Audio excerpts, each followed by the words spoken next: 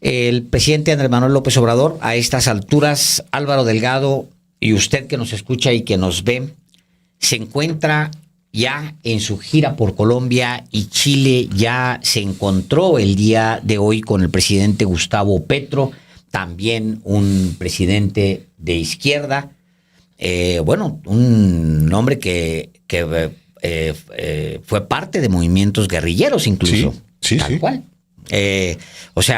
Para los tiempos por los tiempos que estamos viviendo, y el presidente, recuerden ustedes, viajará a Chile por los 50 años del asesinato brutal del presidente Salvador Allende, un hecho que conmovió a Chile para empezar, por supuesto, partió a la sociedad, bañó de sangre a esa sociedad, conmovió a América Latina y conmovió en México a niveles de ser, de ese encono y otros enconos acumulados, inspirar a muchos jóvenes en su momento a optar por las armas, literalmente. Sí, es el golpe de Estado que el próximo lunes cumplirá medio siglo, 50 años. Es un acontecimiento histórico porque no solamente termina con la democracia en un país como Chile y se instaura una dictadura militar, sino que es parte también de un proceso en América Latina de gorilatos, de dictaduras militares impuestas con todo el apoyo de Estados Unidos y con todo el apoyo de las oligarquías locales, incluyendo naturalmente las Fuerzas Armadas. Pero son golpes como el de Chile que tienen una repercusión también a México, porque México le abre las puertas a chilenos, a argentinos, a uruguayos, a paraguayos, a brasileños que padecían dictaduras militares, que eran perseguidos. Y en esa política exterior mexicana que brilló por años, pues hubo un éxodo hacia México, como en su momento de los republicanos españoles, tras el triunfo de Francisco Franco, que aplasta la República. Y México enriquece con la llegada de científicos, de literatos. Una gran diáspora, Álvaro. Una gran diáspora que enriqueció e influyó la vida académica, la vida intelectual de nuestro país. Y es de enorme significado que al cumplirse 50 años, el presidente López Obrador asista al medio siglo del golpe militar en el que perdió la vida el presidente Salvador Allende, cuyo último discurso, Alejandro, que vamos enseguida también a transmitir aquí, marca a López Obrador. Sí. Aquí lo decíamos antier, un discurso último desde el Palacio de la Moneda de Salvador Allende, concluye con una referencia a esa posibilidad de que surja un hombre y una mujer nuevos en nuestros países. Pero sí, es por eso una visita relevante a Colombia, sí. Se encuentran en Cali y luego ahora en el Chile, donde el presidente le va a otorgar una distinción, una condecoración, la máxima condecoración que otorga el gobierno mexicano a un extranjero, que es el Águila Azteca. Fíjate nada más, qué barbaridad. Postmortem. 50 años después. Qué emocionante. Esa diáspora trajo muchas cosas a México. Trajo muchas letras, por ejemplo, Álvaro. Trajo mucha poesía, por ejemplo. Y trajo también mucha inspiración y tristeza. También mucha tristeza. Me acordé de, como decía, no solamente la dictadura chilena, sino también la argentina provocó estas diásporas hacia México. Entre ellos, Juan Gelman, del que alguna vez ya hemos comentado, y me permito leer, nomás para él toda su vida busca a sus hijos desaparecidos por la dictadura. Toda su vida. A su nieta, Álvaro. A su nieta, la busca hasta los últimos días de su vida. Sin éxito, obviamente. Y entonces le escribe este pequeño texto que voy a leer antes de irnos a escuchar. Primero a un Salvador Allende cuando está adentro del palacio, en su oficina, en Palacio Nacional, Álvaro, en La Moneda. Ahí, cuando empiezan los bombardeos y empiezan a atacar Palacio, y él toma un micrófono y empieza a difundir un mensaje a la nación, diciendo lo que está pasando, narrando lo que está pasando. Se escuchan los balazos, van a escuchar ustedes. Lo que escuchan no es dramatización, es real lo que se está escuchando. Y se escucha de repente roto el diálogo porque es roto por los disparos, es roto por el bombardeo, hasta que lo matan, entran y lo matan. Eso es lo que vamos a escuchar. Y vamos a escuchar otro que era un orador distinguido de su visita a México un año antes, Álvaro. En la Universidad de Guadalajara. En la Universidad de Guadalajara, que tiene una importancia y un símbolo a meterse a ese terreno, Álvaro. Sí, es por eso muy relevante, nos pareció muy relevante desde el punto de vista informativo e histórico que podamos escuchar estos dos discursos. Si te parece, Alejandro, primero el de Guadalajara. El de Guadalajara es... ¿Los tenemos separados así, Luis? Sí, perfecto, el de Guadalajara. El de Guadalajara es un discurso de 1972. El contexto de México era muy peculiar, gobernaba Luis Echeverría. Ya comenzaba los problemas con el sector privado, particularmente el regiomontano. Entonces, había ya choques de Luis Echeverría con el sector privado, con la derecha, y por supuesto que es muy, muy importante. Ya había, hay que decirlo también, una guerrilla en México. Había muchos grupos guerrilleros en México que al año siguiente, en marzo del 1973, se fusionan, la mayoría de ellos, en la Liga Comunista 23 de septiembre.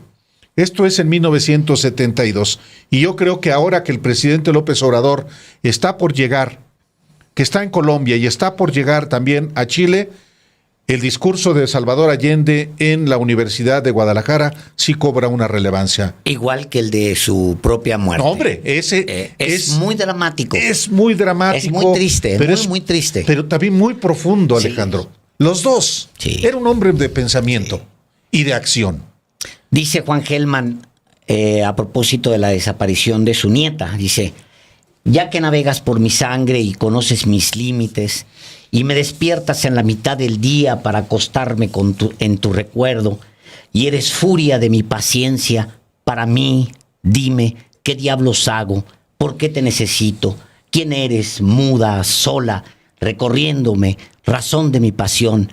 ¿Por qué quiero llenarte solamente de mí y abrazarte, acabarte, mezclarme a tus huesitos? Y eres única patria contra las bestias del olvido. Juan Gelman. Hermoso, derivado de una brutalidad. Terrible tragedia, producto de la brutalidad, de la sinrazón, de la crueldad que en los regímenes militares de América del Sur acabaron con la vida no solamente de personas, torturaron, desaparecieron, robaron niños. Lo más preciado que tiene una madre, que son sus hijos. Carajo. Vamos a escuchar entonces este primer discurso, que es el de Guadalajara, y entonces pasamos con el último mensaje de Salvador Allende en La Moneda.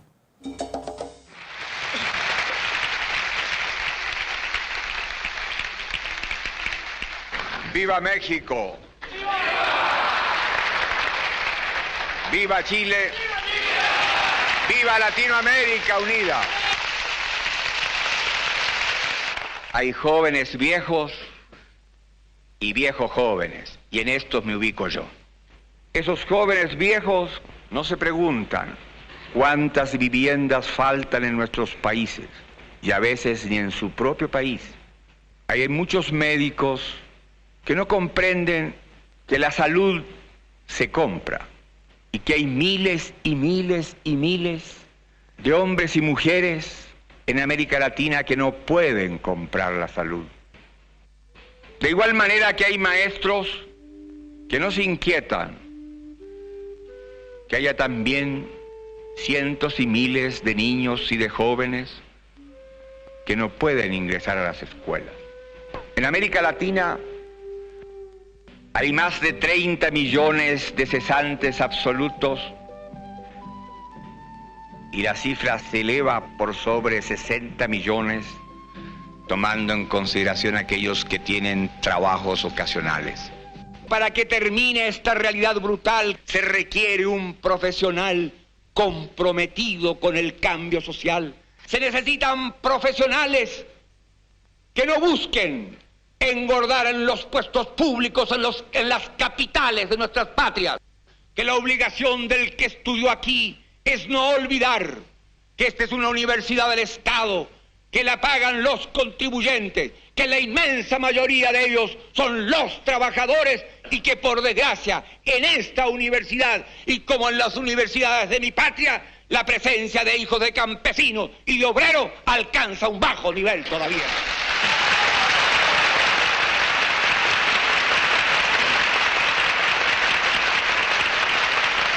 La juventud tiene que entender, y nosotros en Chile le hemos dado un paso trascendente.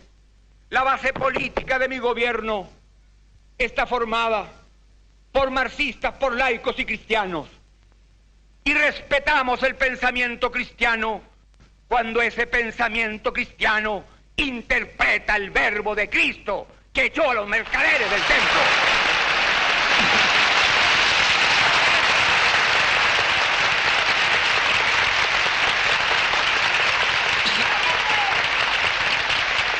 Los marxistas conjugamos una misma actitud y un mismo lenguaje frente a los problemas esenciales del pueblo. Porque un obrero sin trabajo, no importa que sea o no sea marxista, no importa que sea o no sea cristiano, no importa que no tenga ideología política, es un hombre que tiene derecho al trabajo y debemos dárselo nosotros.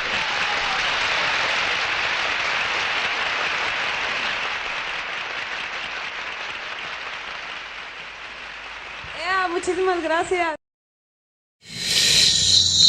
Esto es parte de lo que del discurso que pronunció Salvador Allende en esta visita que hizo a México en 1972, menos de un año antes de el cuartelazo del golpe militar de Pinochet, auspiciado por Estados Unidos. Claro. Por la CIA. Alimentado por todas las agencias de Estados Unidos, sobre todo por la CIA. Eso está más que acreditado. Y le llevó, ¿cuántos años, Alejandro, a Chile a recuperar la democracia después de un plebiscito al que se convoca en 1987, que gana el no, que no siga Pinochet? Y luego hay una concertación de toda la oposición de izquierda y de derecha que comienza un proceso de transición y sin embargo las heridas no han sanado, Alejandro, porque fue una brutalidad. Hay un sector, esa oligarquía, que sigue añorando a Pinochet. Claro. Y todos los privilegios que eso implicaba. Claro, pues ve a Vicente Fox añorando que regresen las pensiones. Eso nunca se acaba, Álvaro. Eso lo va a llevar hasta la tumba. O sea, ve los viles ahorita tratando de acabar las pensiones para los campesinos, tratando de acabar las pensiones para los obreros, para las madres. No se les acaba eso, Álvaro. Hasta el final de sus días va a ser un miserable Vicente Fox. Va a seguir queriendo que le den a él, un rico, un multimillonario, que le den pensión a él y no a los hijos de los campesinos. A trabajar, no cabrones. A trabajar, cabrones. No, pues claro, eso nunca se acaba. Siempre habrá un sector convencido de que tiene sangre real. Vamos a escuchar el siguiente audio, que es muy cortito. Son las últimas palabras de Salvador Allende antes de que lo maten. Lo que les digo, escuchan ustedes ahí las interrupciones que hay, son las balas, es el bombardeo. Lo están a minutos de asesinarlo, a segundos en realidad. Vamos a escucharlo.